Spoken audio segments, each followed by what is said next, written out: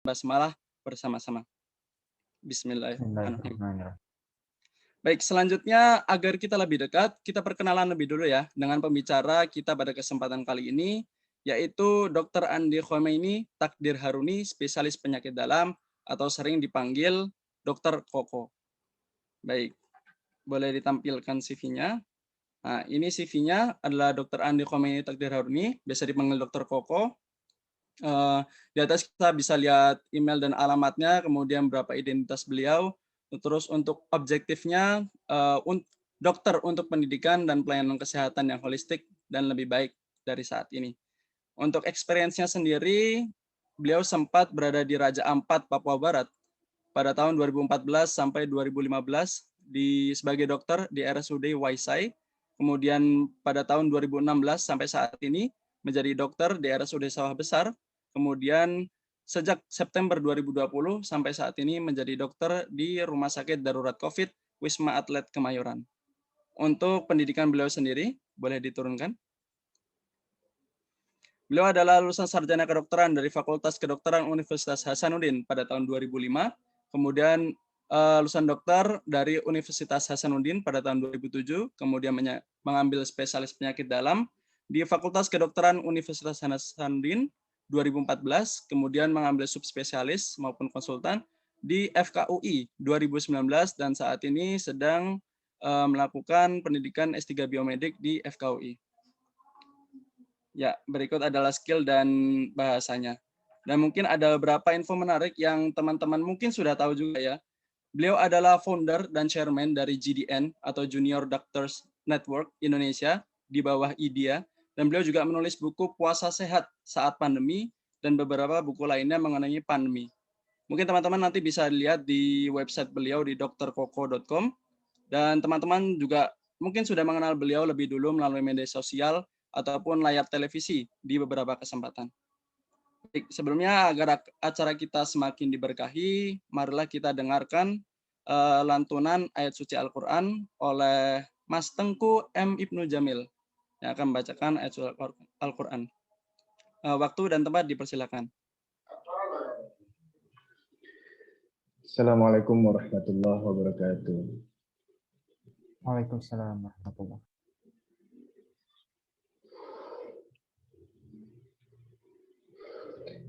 أعوذ بالله من الشيطان الرجيم.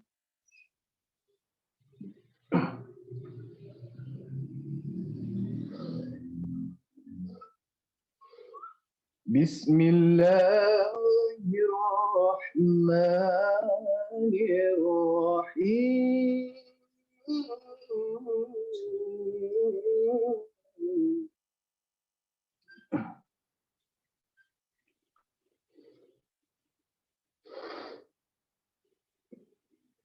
يا أيها الذين آمنوا كتب عليكم الصيام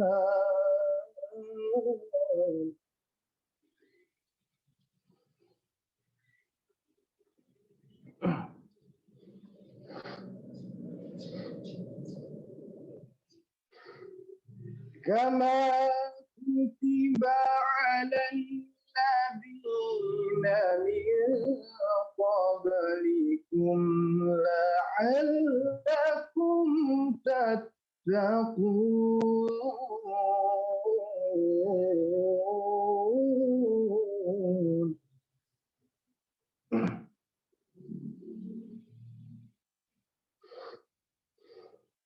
أياما معدودات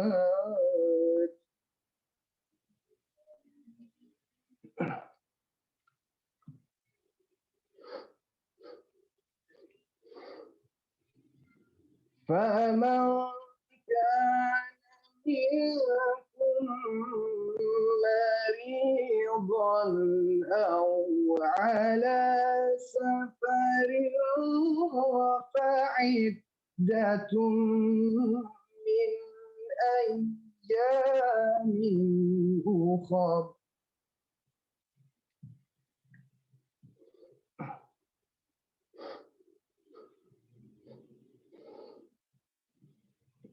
وعلى الذين يطيقونه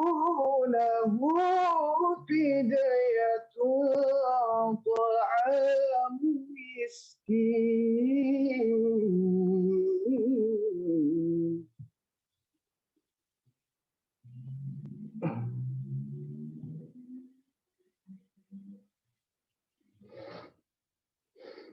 وعلى الذين يطيقونه فدية طعام مسكين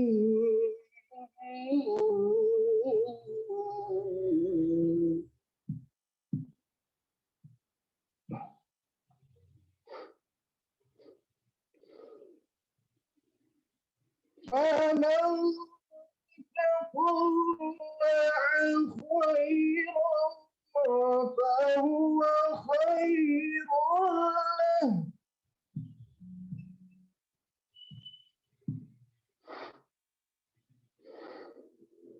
وأن تكونوا خير لكم إن كنتم تعلمون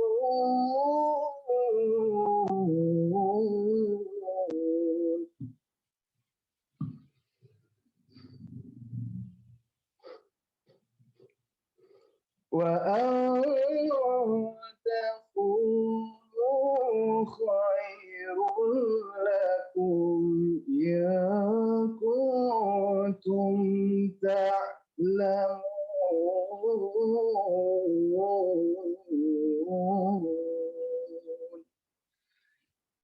صدق الله العظيم. Assalamualaikum warahmatullahi wabarakatuh. Waalaikumsalam warahmatullahi wabarakatuh. Terima kasih kepada Mas Tengku Ibnu yang telah membacakan ayat suci Al-Quran. Semoga dengan membaca Al-Quran pada kesempatan sore hari ini bisa menambah keberkahan kita dan kelancaran dalam menjalankan acara pada sore hari ini. Baik, untuk selanjutnya saya izin untuk menyapa Dr. Koko terlebih dahulu. Assalamualaikum Dr. Koko. Waalaikumsalam warahmatullahi wabarakatuh. Oh, iya.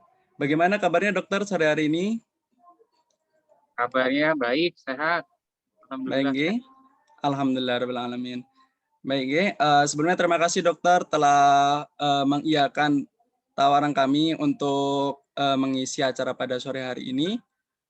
Insya Allah acara akan dimulai sebentar lagi, namun sebelum memulai agenda, kami mengingatkan terlebih dahulu nih dok, kepada para peserta ulul albab sekalian untuk mengikuti acara dengan tertib, dan apabila ada pertanyaan yang ingin diajukan, silakan menggunakan fitur raise hand di akhir agenda nanti, atau moderator akan membacakan pertanyaan ulul albab sekalian yang ditulis di kolom chat Zoom.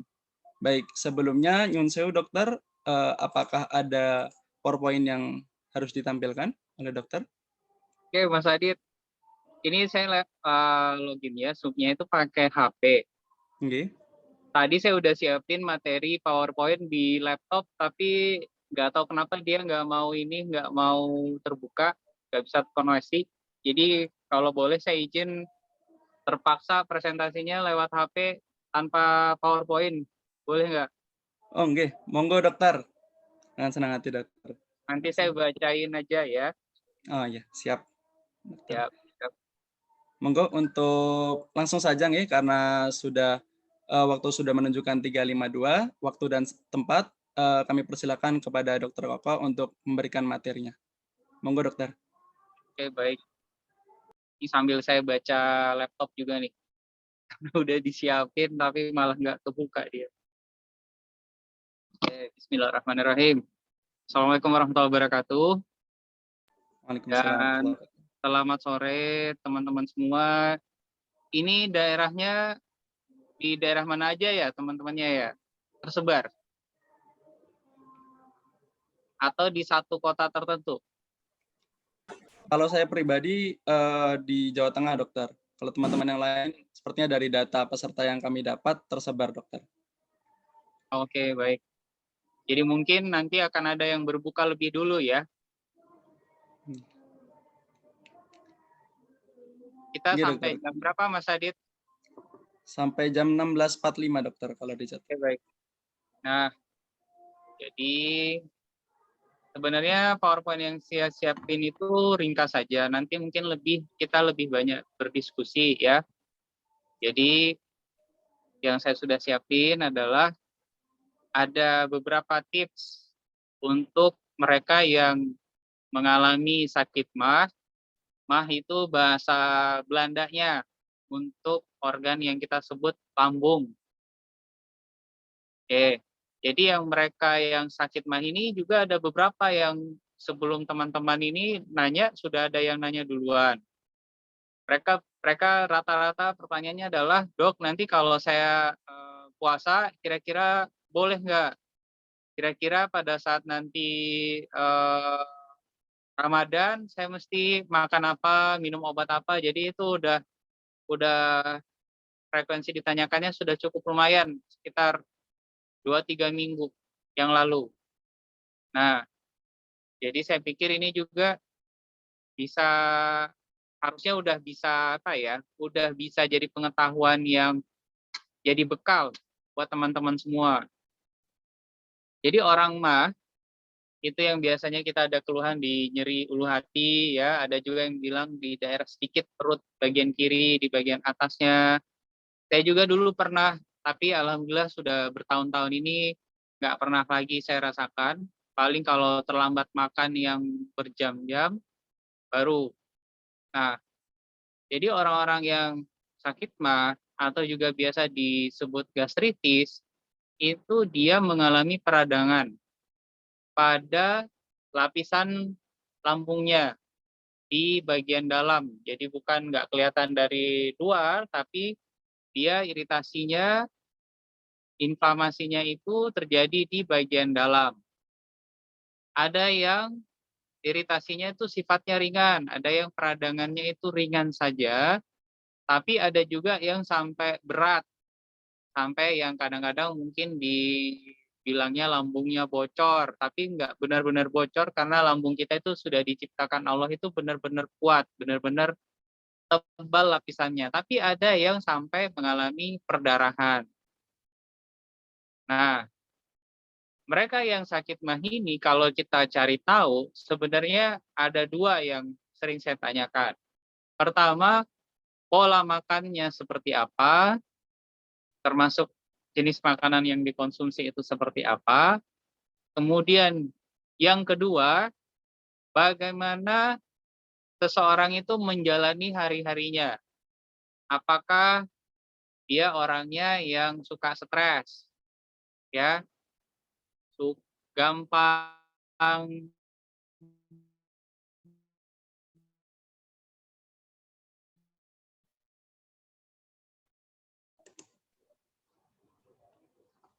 Mohon maaf dokter, terputus.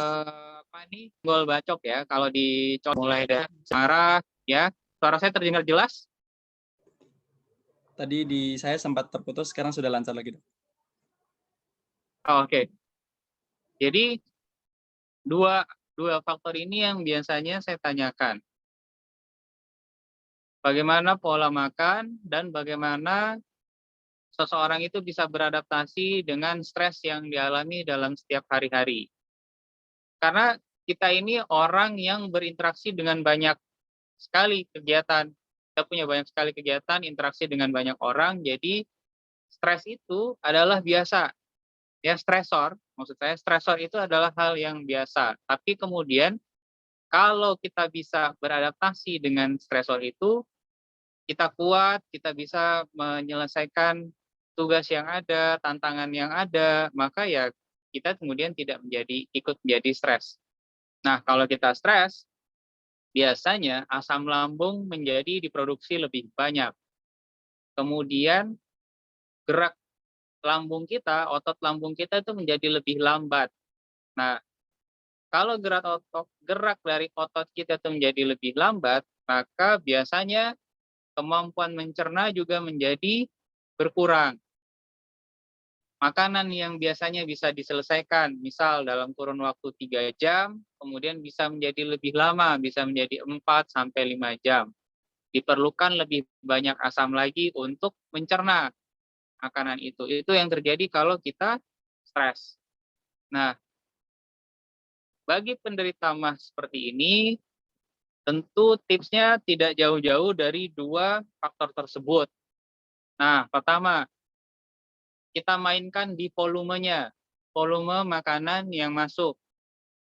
Jadi, tidak bisa seseorang yang punya penyakit MAH saat ini, karena penyakit itu bisa sembuh ya, dia bukan penyakit yang kronis, bukan penyakit yang bisa sampai menahun, kecuali kalau dia itu ada yang namanya infeksi Helicobacter pylori. Nah, tapi kalau tidak ada faktor infeksi seperti ini, maka kita bisa mainkan di volume makanan yang masuk.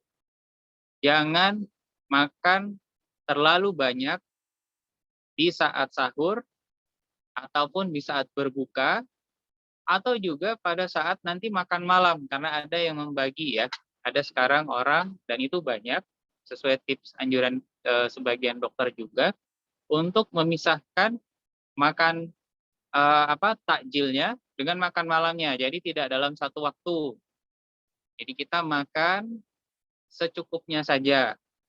Yang dianjurkan Rasul tentu sudah hafal semua bahwa sebenarnya makan itu untuk membantu menegakkan tulang kita. Kalaupun memang lagi lahap-lahapnya, maka tidak dianjurkan lebih dari 1/3 porsi lambung kita itu untuk makanan. Atau pada satu waktu tertentu, kadang kita ketemu dengan makanan kesukaan kita, ya. Kadang kita dapat makanan yang favorit kita, bisa jadi memang porsinya agak besar. Misal ada yang penggemar yang agak besar ya, mungkin bakmi gitu, atau nasi goreng, atau apalah yang memang volumenya agak besar, kita tidak dianjurkan untuk bermalas-malasan setelah mengkonsumsi makanan itu, karena setidaknya kita membantu makanan itu turun. Nah, itu tips yang kedua. Jadi jangan langsung tidur atau berbaring ya setelah makan. Jadi kalau porsinya sudah tidak besar, itu sudah jalankan satu tips untuk tidak memproduksi asam lambung terlalu banyak. Nah, baik di sahur, buka puasa, atau juga pada saat makan malam. Yang kedua adalah hindari posisi yang langsung berbaring pada saat kita selesai makan. Kalau bisa kita jalan sedikit gitu ya, mungkin beberapa puluh meter di dalam rumah barangkali, untuk membantu makanan itu dia bergerak lebih ke bawah lagi. Nah, kemudian yang ketiga, ada beberapa jenis makanan yang sebaiknya dihindari. Makanan yang dihindari oleh mereka yang mengalami sakit MAH ini adalah makanan yang potensial bikin gasnya banyak. Ada makanan tertentu yang bisa bikin gas itu lebih banyak. Jadi kalau dulu saya sering sendawa tuh, tapi sekarang sudah sangat jarang terjadi. Jadi ada beberapa makanan seperti kol, sawi gitu ya, itu mungkin harus kita kurangi. Kemudian makanan yang sifatnya itu asam, itu juga tidak bisa terlalu banyak. Makanan yang pedas pun tidak terlalu banyak, tapi bermanfaat loh ya. Jadi makanan yang asam dalam jumlah sedikit, makanan yang pedas dalam jumlah sedikit, asal itu bukan cabai-cabean, jadi cabai beneran, menurut riset, itu justru bagus buat orang yang sakit MAH. Jadi dia akan mempercepat proliferasi dari mukosa yang teriritasi itu. Kalau jumlahnya sedikit. Jadi tidak seperti mukbang begitu, kemudian ada makanan yang porsinya besar lah, di situ segala macam rempah-rempah masuk ke dalam. Ya memang itu nggak bisa banget buat kita. Nah, untuk orang MAH, sebenarnya itu kalau buat saya ya, karena dulu saya juga pernah ngerasain, terutama kalau lagi stres mau ujian gitu ya. Saya pikir itu juga peringatan untuk mencoba mengkoreksi pola makan. Jadi ada semacam mungkin kode atau isyarat gitu bahwa ini salah nih pola makannya nih. Ini kayaknya ada stresnya nih ya. Dan itu kesempatan untuk saya evaluasi apa sih yang saya habis makan. Oh ternyata saya habis makan makanan yang rempah-rempahnya terlalu banyak atau mungkin porsinya terlalu besar.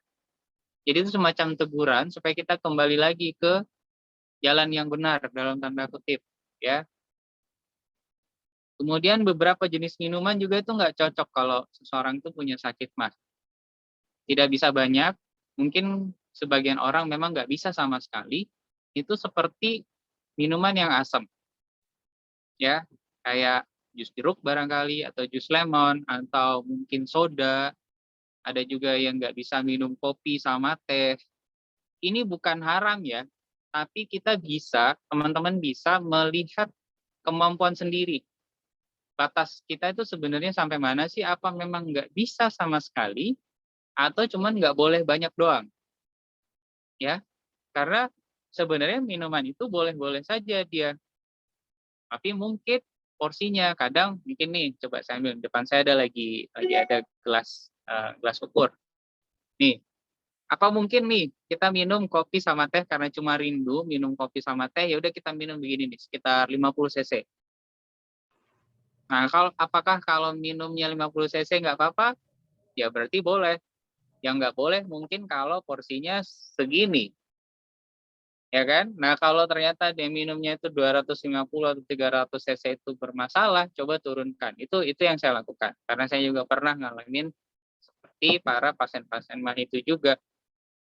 Nah, apalagi yang lain yang sebaiknya kita lakukan. Pertama, ini kan puasa ya. Dan kita perlu waktu kenyang yang lebih lama.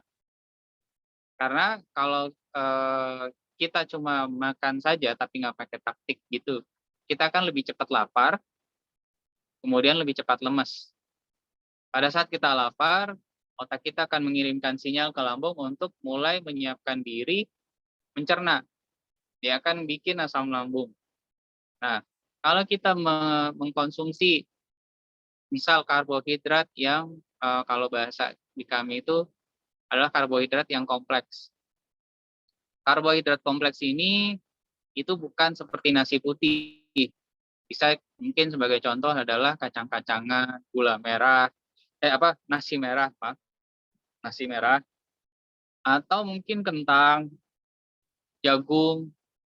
Jadi kalau sarannya adalah sudah tidak dalam porsi besar, tapi tertakar dan isinya pun jangan nasi putih aja, biar kita nggak cepat lemes. Jadi ada buah-buahan, ada sayur, jangan yang bikin gas, jangan yang bikin begah. Kemudian karbohidratnya karbohidrat kompleks, seperti mungkin jagung, kentang, dan lagi-lagi porsinya. Jadi jangan porsi yang segini, ya, tapi porsi yang segini. Nah, yang paling gampang sebenarnya untuk untuk volume buat pasien-pasienku itu yang biasanya sakit mah, saya meminta coba bikin volume makanan yang masuk ke badan kalian itu sekepalan tangan kalian masing-masing. Ini adalah model takaran yang paling gampang. Jadi jangan lebih dari ini. Jadi disitulah kemudian ada karbohidratnya di situ, nasinya di situ, kemudian mungkin ikannya, telurnya di situ tuh. Nah, yang lain juga adalah jangan mengunyah terlalu cepat. Jadi kita membantu supaya kerja lambung sudah lebih ringan. Kalau yang masuk makanannya itu sudah lebih bagus, bentuknya sudah lebih lembut, maka tidak diperlukan asam dalam jumlah besar lagi untuk bantu mencerna, proses pencernaan itu di lambung, karena sudah lembek dia. Jadi yang teman-teman bisa mainkan itu di situ. Ngunyahnya jangan buru-buru. Nah, selain itu adalah hindari asap rokok. Ini bagi yang masih merokok atau masih yang dekat-dekat sama para perokok, mungkin kalau lagi merokok gitu, temannya itu dihindarin dulu atau ya udahlah kita ajak supaya berhenti bareng-bareng. Nah, konsumsi obat mah perlu atau tidak? Kalau menurut anjuran dokter, jadi ada 2 obat mah, ada 2 tipe obat mah. Ada yang obat mah dijual bebas, ya kalau kita ke toko swalayan atau minimarket, kita bisa temukan itu di etalase, kadang-kadang dijual tuh. Nah, mungkin ini disiapin, boleh. Disiapin di kantong, disiapin di kosan, disiapin di rumah, bisa. Dikonsumsinya nggak usah rutin, hanya kalau rasanya kambuh aja. Tapi ada juga obat yang perlu diresepkan oleh dokter. Yang berarti obat yang dijual bebas itu udah kalah dia, nggak mempan. Nah, kalau obat yang diresepkan oleh dokter, biasanya nanti ikut tips dari dokternya juga. Dan dokter juga bukan hanya meresepkan obat aja. Ini nasihat buat saya ya. Jadi obat-obatan memang pasien harus konsumsi rutin, tapi juga diperlukan penyesuaian pola makan dan lagi-lagi lihat stresnya. Cari tahu apakah pasien ini sebenarnya orang yang iritatif. Jadi gampang gampang tersinggung misalnya, emosional, itu juga berpengaruh terhadap asam lambungnya. Kalau seseorang kalau kalau coba deh teman-teman cari orang-orang yang easy going. Siapa aja atau mungkin merasa diri easy going, kalian bisa lihat diri kalian atau teman kalian yang easy going itu berapa kali sih dia mengatakan bahwa perutnya lagi sakit, perut hatinya, mahnya lagi kabuk. Biasanya akan lebih jarang kita temukan. Kenapa? Karena kalau kita stres, ya, stres dan stresor beda tadi ya, sudah gue sampaikan di awal. Stresor itu bisa datang dari mana saja. Hmm, dapat tiba-tiba limpahan tugas, dapat tugas mendadak gitu, kemudian atau ada yang kita kerjakan kemudian tidak sesuai dengan harapan. Nah, kalau seseorang itu tidak bisa beradaptasi dengan stresor seperti itu, kita jadinya jatuh stres. Tapi kalau bisa, ada masalah tapi tetap bisa tenang, ya akan beda hasilnya. Kenapa? Karena kalau sebuah stres itu terjadi pada diri manusia, manusia manapun bisa ya, maka dia akan mengalami namanya pengaktifan dari HPA aksis. Ada hipotalamus yang biasanya kita sebut tuh hipotalamus, pituitari, kemudian ada adrenal. Nanti aksis ini itu akan menyebabkan hormon stres itu meningkat. Kalau produksi hormon stres atau kita sebutnya kortisol itu meningkat, maka dia kemudian akan membuat dalam tanda kutip lambungnya menjadi lebih tipis. Jadi mukosa yang tadinya tebal, berlapis-lapis, lapisannya menjadi lebih tipis lagi. Di satu sisi, asam lambungnya diproduksi lebih banyak. Itu yang terjadi pada saat kita stres. Jadi kalau stres dan kemudian sakit mah, itu memang seperti sahabat dekat mereka. Kemudian yang lain yang bisa kita lakukan teman-teman adalah bagaimana kalau teman-teman lebih banyak bikin takjilnya sendiri. Atau kalaupun mau beli takjil, yakin dengan kebersihannya, yakin dengan hygiene-nya. Yang tadi saya sempat singgung di awal mengenai infeksi Helicobacter pylori. Nah, Helicobacter pylori ini memang kadang ada pasien udah minum obat mah berbulan-bulan, masih aja. Ternyata pas di endoskopi, kemudian kita ambil sampel, saya dulu ikut guru saya untuk ngambil sampel itu, sekarang konsultannya bukan konsultan gastro, tapi konsultan psikosomatik. Nah, tapi guru saya yang konsultan gastro, mereka melakukan endoskopi berkala ke pasien-pasien itu. Nah, begitu diambil, dilihat, mereka lihat meneropong ke dalam lambung, ke dalam usus halusnya juga, kemudian mengambil jaringan, biasanya dilihat setelah beberapa lama dites tuh Pas keluar tuh dites tuh beberapa menit kemudian ada hasilnya, oh Helicobacternya terindikasi positif pada orang ini. Nah itu yang biasanya juga terjadi kalau kita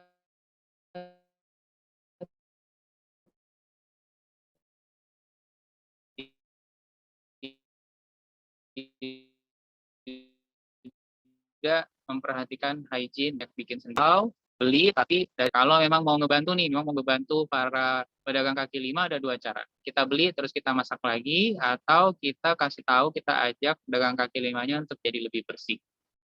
Kalau sempat nih, tapi harus hati-hati ngomongnya. Jangan sampai malah cari gara-gara bulan puasa ya.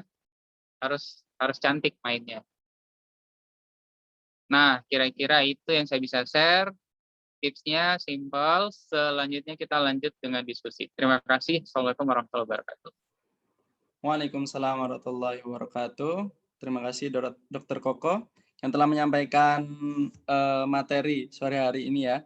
Tadi saya menangkap beberapa poin ya yang disampaikan Dr. Koko. Izin untuk sedikit meresum ya dokter.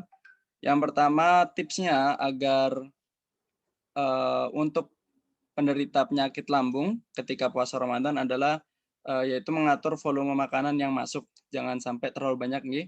Dan tadi saya juga baru tahu kalau makanan itu takarnya paling mudah sekepal tangan kita nih dok. Ya ini yang Kemudian, gampang, Mas Adi. ya. Kemudian yang kedua, jangan langsung tidur setelah makan, kalau bisa aktivitas terlebih dahulu. Kemudian hindari makanan yang berpotensi membuat gas maupun iritasi pada lambung. Dan ini mungkin perlu kebijakan kita juga ya dok ya untuk memahami kemampuan dan kapasitas lambung kita. Kemudian yang keempat, untuk makan karbohidrat kompleks guna untuk menjaga agar kenyang lebih lama. Kemudian jangan makan terlalu cepat. Kemudian hindari asap rokok dan mungkin bisa persiapan obat gitu nggih. Untuk yang masih ringan mungkin bisa yang obat dijual bebas, kalau tidak bisa ya berarti bisa dikonsulkan kepada dokter. Kemudian untuk menjaga higienitas dari makanan. Baik, mungkin itu sedikit resume dari saya.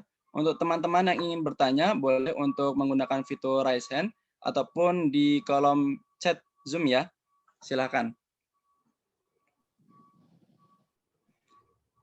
Baik, ini sudah ada pertanyaan masuk, dokter.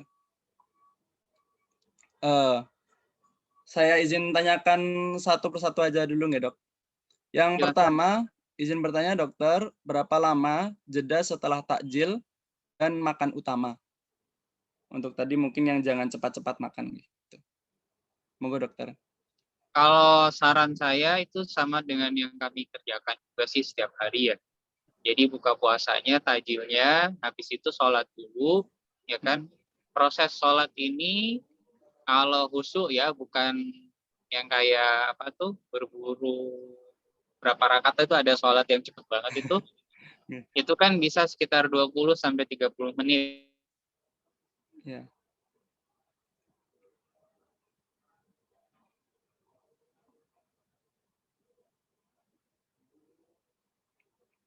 Mohon maaf, dokter. Sepertinya sedikit terputus ya.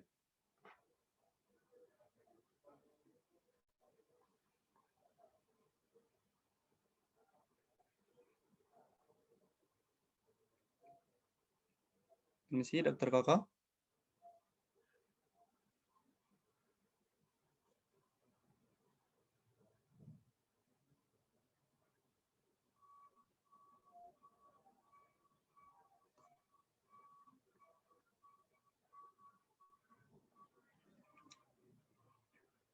Sepertinya dokter Koko ada ini ya, kondisi jaringan. Coba kami hubungi terlebih dahulu.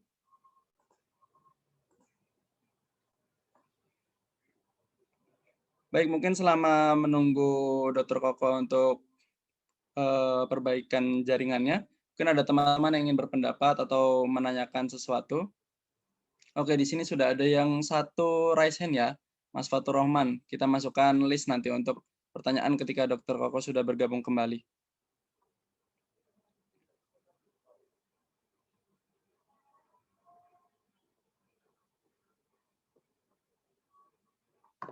Oke. Untuk yang kedua, setelah Mas Fatur Rahman, ini ada Mas Amrizal Amin ya, yang bertanya. Mungkin teman-teman yang ingin bertanya atau berpendapat bisa raise hand juga. Mungkin 3 orang dulu. Masih ada 1 slot lagi nih untuk tanya nih. Mas Aji Prayoga. Oke, sambil dihubungi oleh pihak panitia untuk dokter Kokonya ya.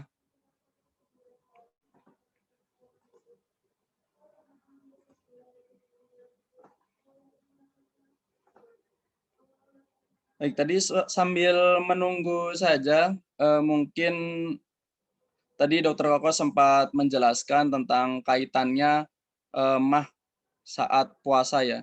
Jadi ada 2 faktor besar yang memengaruhi kita, baik yang penderita mah maupun tidak, itu dalam saat berpuasa. Yang pertama adalah pola makan yang sudah dijelaskan tadi, kemudian ternyata salah satu faktor yang terbesar juga adalah faktor stres. Kalau tidak salah, mohon diluruskan ya, ada sebuah jurnal yang mengatakan bahwa faktor stres atau reseptor hormon stres, kortisol, dan adrenalin, noradrenalin ada di 80%, sekitar 80% ada di lambung. Jadi pada saat kita stres, itu bisa mempengaruhi lambung kita dan banyak sekali mungkin seperti yang tadi Dokter Koko sampaikan, orang yang mengalami gangguan di mekanisme pertahanan jiwanya atau dalam artian sering stres, maka lebih banyak insidensinya untuk mengalami penyakit gastritis atau mah. Seperti itu ya. Mungkin kalau dari sisi kedokterannya, kortisol itu diturunkan dari HPA aksis gitu ya, hipotalamus pituitary aksis, yang nanti turunnya sampai ke kortisol, yang oleh Dokter Koko tadi dijelaskan bahwa hormon stres ini tidak hanya meningkatkan produksi asam lambung, tetapi juga membuat dinding lambung kita tipis. Jadi untuk 2 itu langsung dalam sekaligus. Tidak heran rupanya ya. Baik, apakah Dokter Koko sudah bergabung kembali? Nyun sewu dokter. Ya. Oh enggak. Nyun sewu tadi saya izin itu ya dokter. Jika ada yang salah bisa di ini dokter. Maaf, dia kepanasan HP-nya, jadi dia berhenti tiba-tiba. Jadi Oh, pindahin. baik, siap dokter. Mungkin tadi boleh dilanjutkan terlebih dahulu dokter. Tadi sampai mana ya? Tadi sampai untuk yang sholatnya itu dulu. Mungkin ada berapa menit jika sholatnya tidak iya. terburu-buru. Jadi waktu dari berbuka puasa, kemudian kita mesti sholat maghrib, itu sekitar 20 menit itu.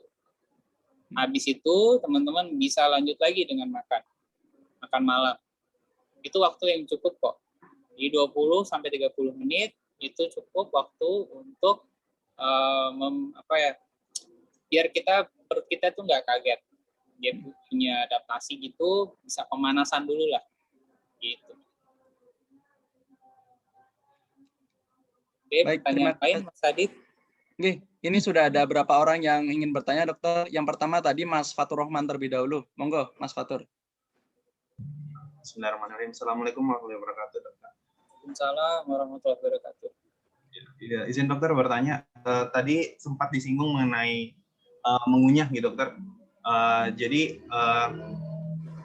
yang ingin saya tanyakan, apakah memang mengunyah ini selain memang untuk lamanya mengunyah ini, apakah memang bisa meredam dari atau misalnya mengurangi asam lambung kita, atau hanya sebatas mengurangi kerja lambung untuk kemudian memproduksi mencerna si makanan ini, dokter? Oke, jadi Mas Fatur, pada saat kita mengunyah, sebenarnya itu bukan cuma mekanisme mekanik ya. Itu bukanlah sebuah acara mengunyah aja, tapi pada saat kita mengunyah juga makanan itu kan ada produksi air ludah. Air ludah pun ada isinya berbagai macam enzim yang membantu mencerna. Nah, komponen ini bekerja bersama-sama, melumat makanan, dan juga menjadikan kerja saluran cerna kita yang setelahnya itu menjadi lebih ringan. mungkin analoginya adalah seperti kalau di mesin yang ngumpulin jagung tuh di pertanian, ya, di kebun jagung. Nah, kalau jagungnya itu yang dimasukkan itu masih sama dengan tongkol-tongkolnya sekalian, maka kerja mesin itu akan jadi lebih berat untuk memisahkan lagi, mencacah lagi. Tapi kalau udah oleh petaninya, petani jagungnya itu sudah dilepaskan biji-biji jagungnya, maka kerja mesin itu menjadi lebih ringan karena tidak lagi ikut material-material yang lebih sulit dicerna. Begitu pula dengan kalau kita mencerna lebih lambat. Jadi secara mekanik dia menjadi lebih lumat, secara kimiawi pun sudah ada enzim yang ikut membantu pencernaan itu. Mungkin itu yang saya bisa share. Terima kasih dokter. Baik, untuk selanjutnya tadi sudah ada Mas Aji Prayoga. Monggo kalau ada yang mau disampaikan. Ya, Assalamualaikum dokter. Selamat sore dokter. Sebelumnya mohon maaf saya tidak bisa on cam dokter karena sedang di perjalanan juga nyetir ini dokter. Izin bertanya dokter. Jadi saya pernah membaca suatu jurnal di mana ada hubungan antara konsumsi monosodium glutamat ataupun micin dengan penderita MAH, yang mana pada jurnal tersebut menjelaskan bahwa ada terikatan khusus antara MSG dengan MAH sehingga dia dapat menyebabkan peningkatan asam lambung gitu dokter.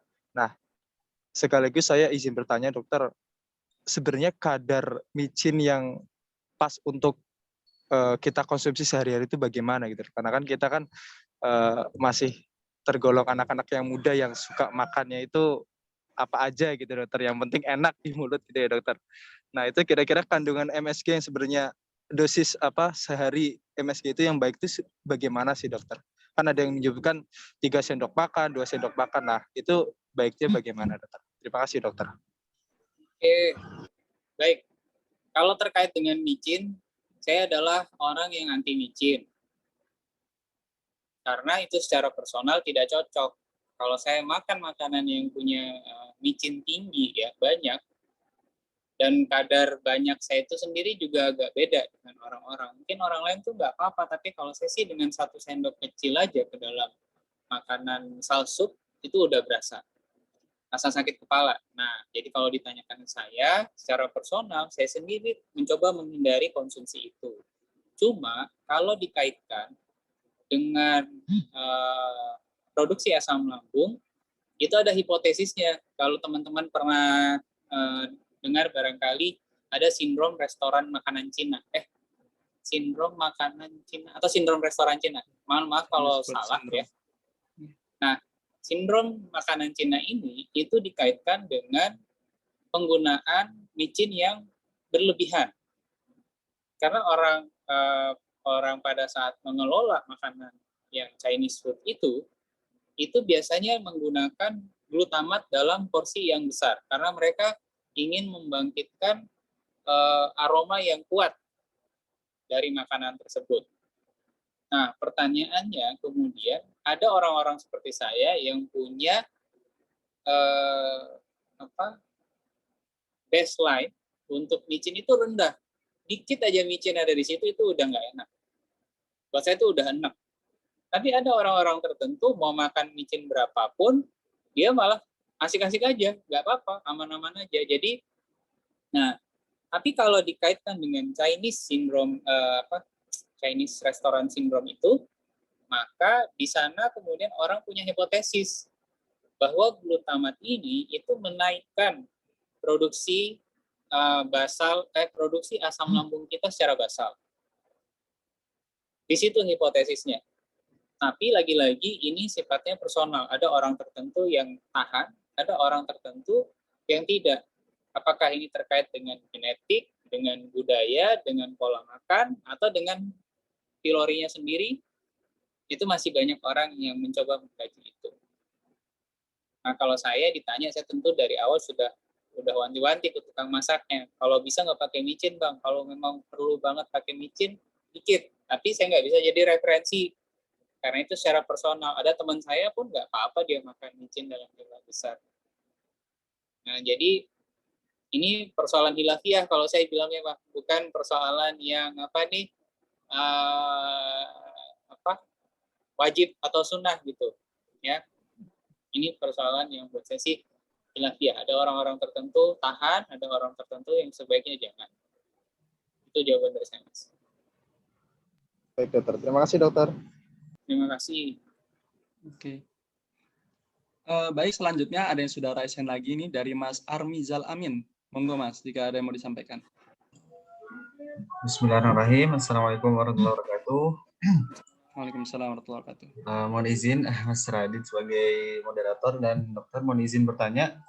Alhamdulillah, sedikit cerita dokter, singkat cerita, Agustus tahun lalu itu saya ada penyakit lambung itu disebabkan karena puasa dan saya sakit gitu dokter. Terus waktu buka itu langsung mual-mual gitu waktu buka itu. Dan alhamdulillah selama berjalan 6 bulan sampai puasa ini, menjalani puasa itu alhamdulillah baik-baik saja. Akan tetapi di hari kedua kemarin itu saya berbuka dengan minum es teh dokter. Es teh itu dan langsung kayak agak terasa sakit di ulu hati itu. Langsung saya minum temulawak dan gula aren dipanaskan gitu, dan alhamdulillah setelah tarawih itu sudah membaik. Pertanyaannya mungkin minuman apa saja dokter ya, atau yang hangat ataupun apa gitu untuk berbuka puasa gitu. Terima kasih. Pertanyaannya minuman yang dianjurkan ya? Iya, yang dianjurkan, yang untuk berbuka puasa. Oke. Kalau saya minuman yang dianjurkan itu sebenarnya minuman apa aja selama itu bukan pantangannya, ya. Mungkin lagi-lagi ini sifatnya personal. Ada orang yang cukup dengan air putih aja atau air bening. Ada yang cukup dengan itu. Bismillah. Ingat tadi ada yang beberapa kali saya tekankan, tingkat bagaimana kita beradaptasi, bagaimana kita memantapkan hati itu penting sekali. Itu ngaruh. Itu sangat berpengaruh. Jadi kalau kita memang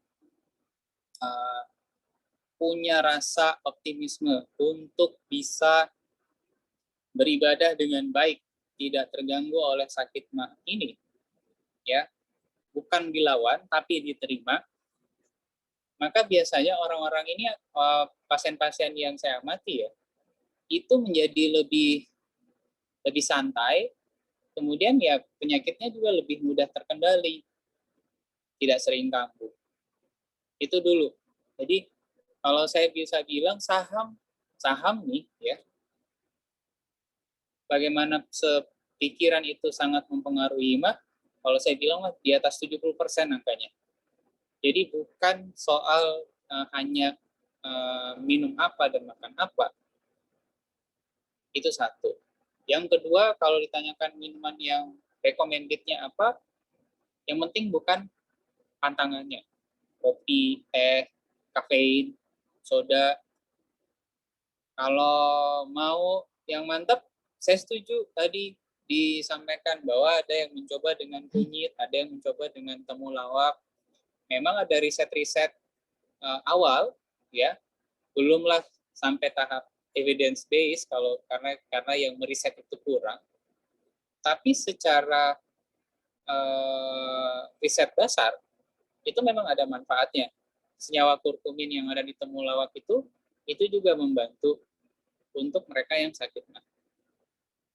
Jadi bisa dikonsumsi, lagi-lagi lihat kemampuan kita, lihat penerimaan tubuh kita. Ada yang disarankan pun dia minum dalam jumlah besar karena jumlahnya langsung banyak, ya bermasalah juga. Jadi ya semua itu kitalah yang memainkan. Orkestranya kita yang mainkan. Sama kita juga dengan mengkonsumsi makanan dan minuman itu, kita juga yang mengaturnya, yang masuk ke dalam badan kita, seberapa banyak, bagaimana penerimaannya, volumenya, itu teman-teman yang atur. Itu jawaban dari saya, Mas. Terima kasih atas jawabannya, dokter.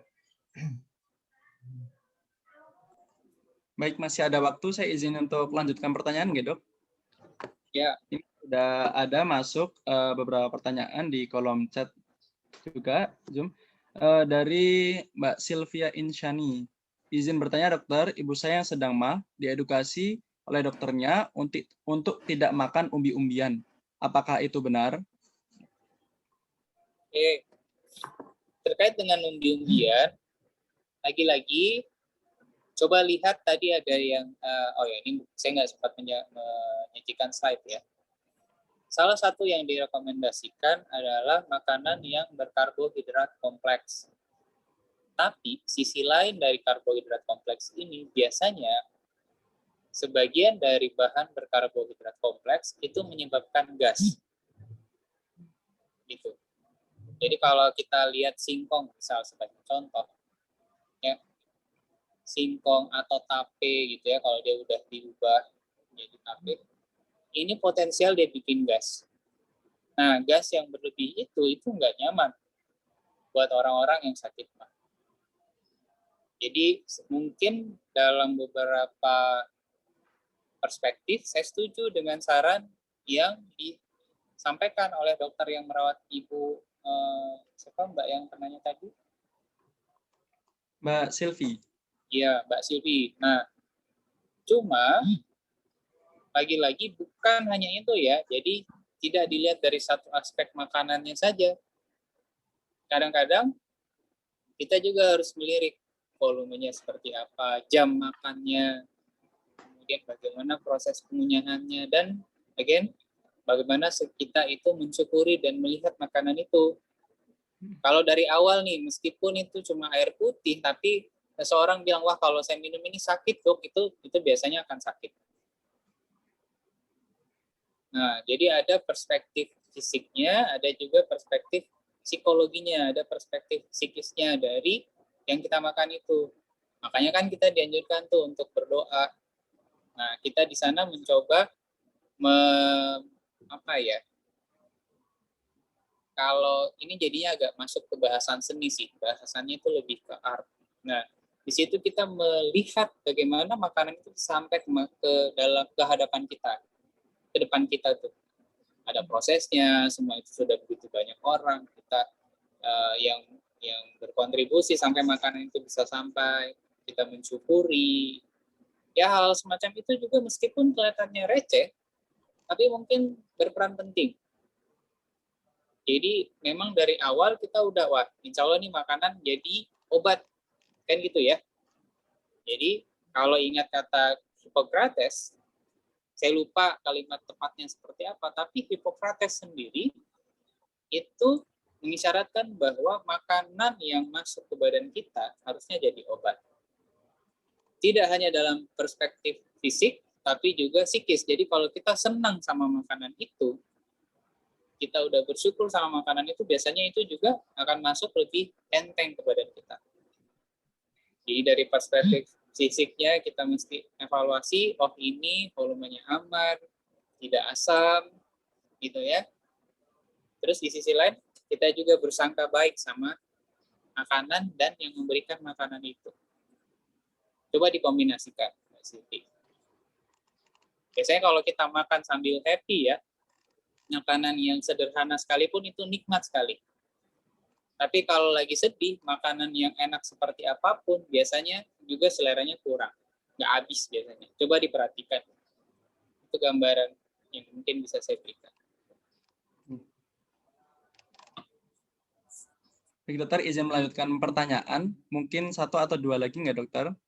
Waktu untuk pertanyaan sampai 16.40. Jadi ini Masya Allah sekali teman-teman kita aktif. Jadi mohon maaf semisal ada pertanyaan yang nanti belum sempat tersampaikan. Mungkin nanti ada kesempatan lain kita bisa menyampaikan. Ini kalau dari... ada yang nggak sempat dijawab Mas Adit, nanti coba aku bikinin IG kali ya, di IG. Ya, coba bikinin video di IG barangkali. Biar nanti sempat dilihat, sempat disimak di sana. Dikirimin aja rekapan pertanyaannya, nanti kirim. Coba habis buka puasa, ada waktu saya coba jawab ringkas. Ya. Oh ya, siap dokter. Makasih. Ini pertanyaan dari Mbak Iis Sugiyarti, dokter. Pertanyaannya cukup panjang. Mungkin juga skenario juga ya dok. Assalamualaikum, izin bertanya dokter, saya sudah pernah melakukan endoskopi pada September 2020 dengan hasil kesimpulan esofagitis grade B, gastritis antral sedang dan pyloric gaping untuk hasil pemeriksaan bakteri alhamdulillah negatif. Sekitar 6 bulan sebelum sudah endoskopi, saya mengkonsumsi obat-obatan lambung yang berakibat kerontokan parah pada rambut. Terakhir pada Desember 2020, saat saya melakukan telekonsultasi dengan dokter yang menangani, dokter mengatakan ada kemungkinan saya mengalami psikosomatis. Keluhan yang saya rasakan sampai sekarang yaitu terasa makanan menyangkut pada tenggorokan. Dokter menyarankan agar rileks saat keluhan terasa. Apakah saya harus kembali minum obat-obatan lambung sampai tidak lagi terasa makanan menyangkut pada tenggorokan? Dan bagaimana dengan minum air perasan jeruk lemon yang dikatakan bersifat basa dan baik dalam mengatasi masalah lambung? Terima kasih dokter. Oke, jadi kalau saya sih ya, saya sih nggak sempat meriksa nggak sempat periksa langsung, tapi dari yang kasus yang saya dengar, kondisi yang kita disajikan, entah itu ini beneran runtutannya seperti itu atau ada mungkin periode sebelumnya lagi, ya. Biasanya lagi-lagi saya akan lihat dua, apa yang masuk secara fisik ke pasien ini, dan juga apa yang masuk secara psikis, ya. Jadi nggak bisa langsung juga kita nyatakan seseorang itu psikosomatik. Oke. Untuk menyatakan seseorang psikosomatik, berarti konsekuensi dari itu adalah psikisnya harus diterapi, fisiknya juga harus diterapi.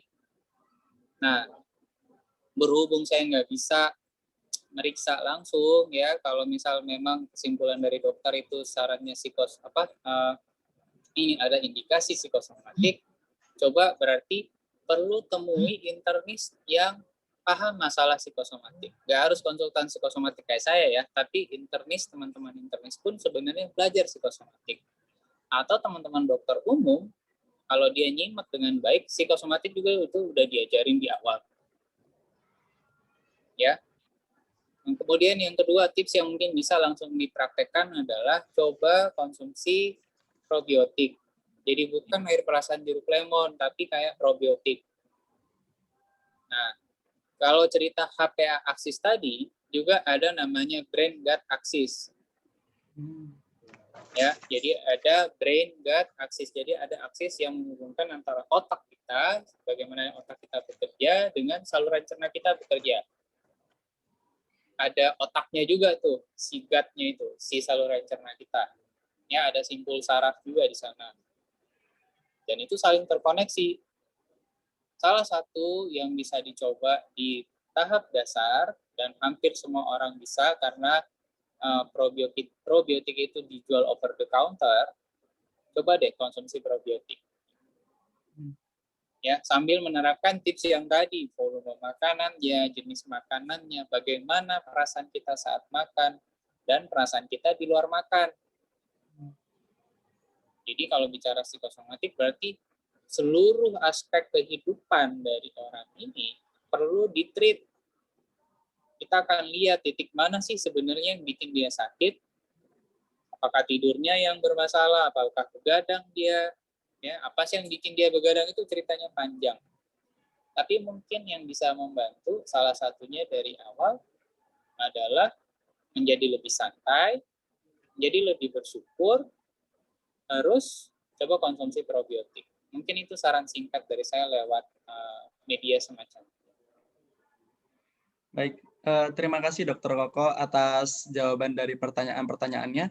Sekali lagi, saya selaku moderator mohon maaf kepada teman-teman ulul albab yang pertanyaannya sudah disampaikan namun belum sempat terjawab. Mungkin nanti solusinya dari Dr. Koko tadi nggih. Untuk nanti kita coba kumpulkan, lalu kami kirimkan ke Dr. Koko. Mungkin jika nanti ada lain kesempatan atau Dr. Koko punya waktu luang, nanti bisa stay tune di IG-nya Dr. Koko ya. Di @Dr. Koko ya dok, untuk Iya, Instagram. pakai yang itu aja. Kan Pakai ada yang itu dua ya, tapi boleh yang itu aja. Baik, terima kasih dokter. Maaf karena waktunya sudah mengunjung akhir, boleh mungkin ada sepatah dua patah kata sebagai penutup dari Dr. Koko untuk menutup agenda sore hari ini. Monggo dokter. Ya, Kalau 2 kalimat, pertama, jangan lupa berdoa sebelum dan sesudah makan. Minimal bismillah dan alhamdulillah. Ya. Yang kedua, kalau di depan kalian ada makanan, itu coba deh dibayangkan bagaimana, kita nggak usah, ya tapi ini bawanya perasaan ya, bawanya larinya ke arah seni. Bagaimana sebuah makanan itu terhidang. Saya kadang kalau lagi makan itu, kalau misal dulu lagi sakit ya, susah makan atau apa segala macam tuh, saya membayangkan itu makanan sampai ke depan saya itu prosesnya panjang.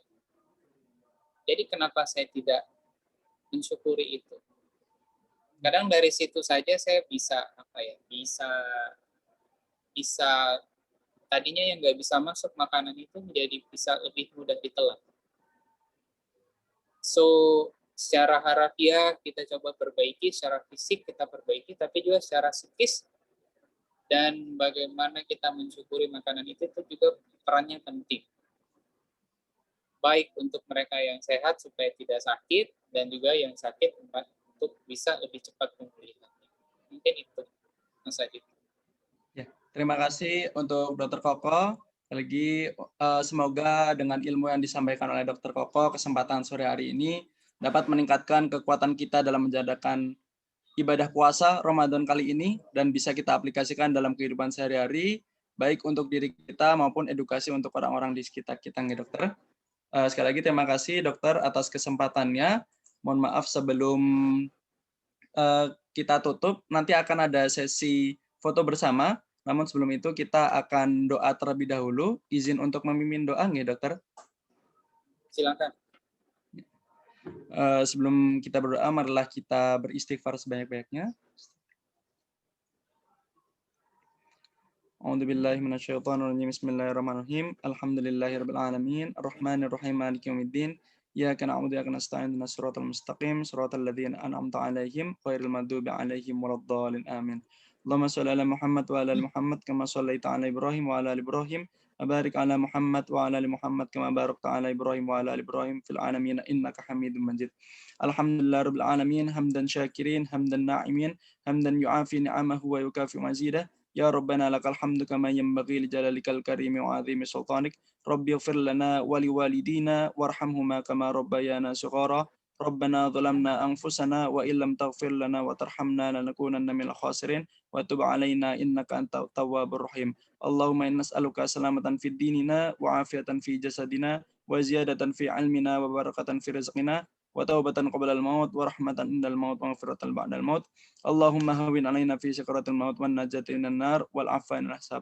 Rabbi zidna 'ilman nafi'an wa rizqan wasi'an wa 'amalan mutaqabbalan wa shifaa'an min kulli da'in wa saqaman bi rahmatika ya arhamar rahimin.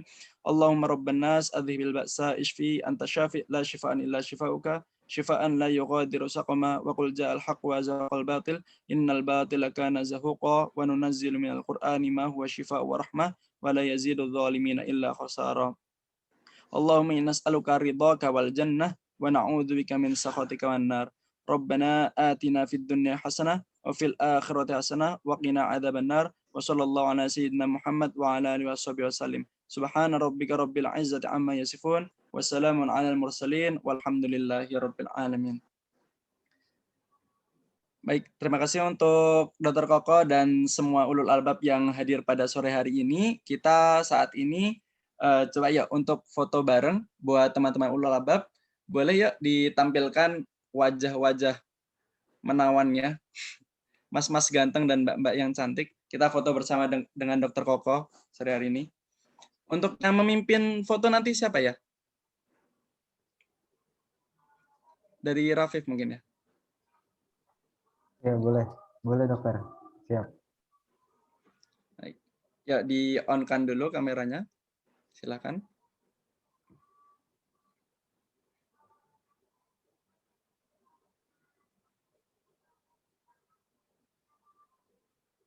Ya, sudah siap, teman-teman?